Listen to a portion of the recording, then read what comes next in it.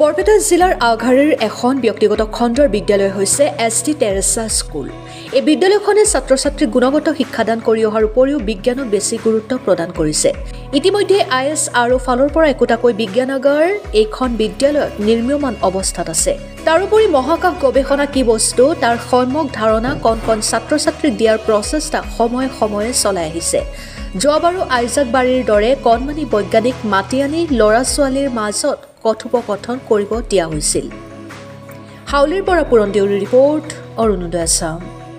অধিক জনপ্ৰিয়তা জনমুখী কৰা যায় আচলতে যিখন ভ্ৰাম্যমান বিজ্ঞানাগাৰ বুলি ক'ব লাগিব। আচলতে এইখিনি ল'ৰা ছোৱালীক কিমানখিনি বিজ্ঞানৰ ক্ষেত্ৰত আগ্ৰহী কৰিব লাগিব? হয়, যিটো আমি স্পেচ অন হুইলছ বাছ বুলি কোৱা যায়, এইটো এটা ইছৰ' ইণ্ডিয়ান স্পেচ ৰিচাৰ্চ অৰ্গেনাইজেশ্যনৰ এটা ইনিচিয়েটিভ হয়। সেইটো আমাৰ north east space application centre Umiam শ্বিলঙৰ পৰা আহি পাইছোঁ আমি। আমাৰ এই যে বাছটো আছে সেই বাছটোত ইছৰ'ৰ এতিয়ালৈকে যিমান এচিভমেণ্ট হৈছে, চন্দ্ৰায়ন 1ৰ পৰা আজিকালি চন্দ্ৰায়ন 3, মংগলয়ান মিছন যিবিলাক প্ৰজেক্ট আছে, এণ্ড আমাৰ ছেটেলাইটছ মেকিঙৰ পৰা আদি কৰি যিবিলাক আমাৰ এচিভমেণ্টছ কৰা গৈছে সেইটো আমাৰ ইয়াতে এক্সিবিশ্যন টাইপত দেখুওৱা গৈছে। আৰু বেচিকেলি এই বাছটো স্পেচ অন হুইলছ বাছটো স্কুল, কলেজ, ইউনিভাৰ্চিটি ষ্টুডেণ্টবিলাকৰ কাৰণে আমাক দেখুওৱা যায়, চ' ডেট আমি ষ্টুডেণ্টবিলাকৰ লগত এটা সাইণ্টিফিক এনগেজমেণ্ট কনভাৰ্চেশ্যনত আমি এনকাৰেজ কৰিব পাৰোঁ। আৰু সেইটো কাৰণে আমাৰ এই বাছটো আমি স্কুলত, কলেজত, ইউনিভাৰ্চিটি আমি লৈ যাওঁ এজ পাৰ দি ইছৰ'ছ আউটৰিচ প্ৰগ্ৰাম বুলি কোৱা যায়। সেই প্ৰগ্ৰামৰ অধীনত আমি কামবিলাক কৰোঁ।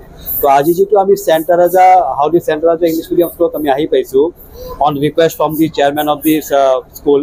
তো আমি ইয়াতে এটা দেখা পালোঁ যে সৰু ল'ৰা ছোৱালীবিলাক যে ক্লাছ 6, 7, 8, 9, 10 ল'ৰা ছোৱালীবিলাক খুব ধুনীয়াকৈ আগ্ৰহেৰে মানে এই যে ইছৰ'ৰ যে আমাৰ এচিভমেণ্টবিলাক বা এই যে ৰকেট ছেটেলাইটছৰ বিষয়ে সুধিব বিচাৰিছে।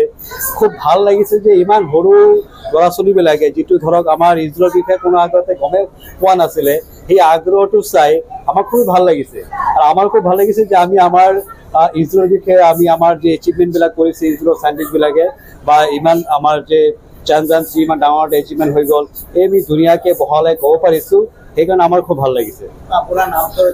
মোৰ নাম হ'ল প্ৰাণেশ দেৱনাথ।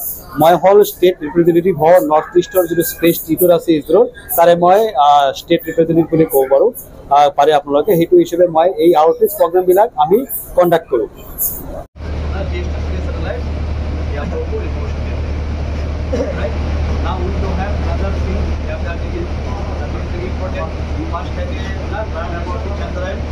चंद्रयान 1, चंद्रयान 2 और चंद्रयान 3 ये हमने क्या है चंद्रयान 2 को ही इफेक्ट किया गया है। Now we are having the Chandrayaan 3 also last year को अगस्त में हम लोग के चंद्रयान 3 को हम लोगों ने लॉन्च किया। वहाँ पे कैसे उसको southern part of the moon में लैंडिंग किया गया, राइट। तो दिस विल बी डिपिक्टेड ना जो आपका मून है।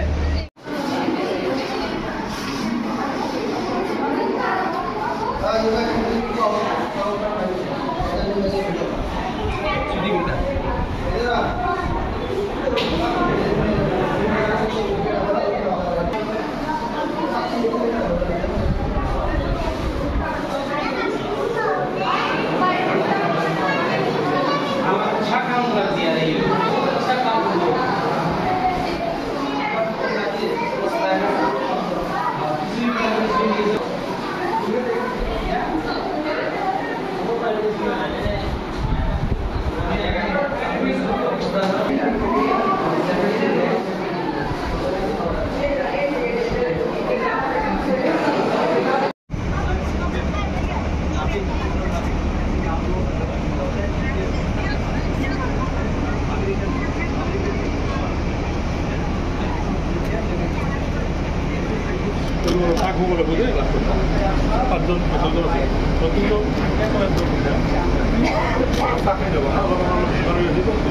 অলপ দায়িত্ব লৈ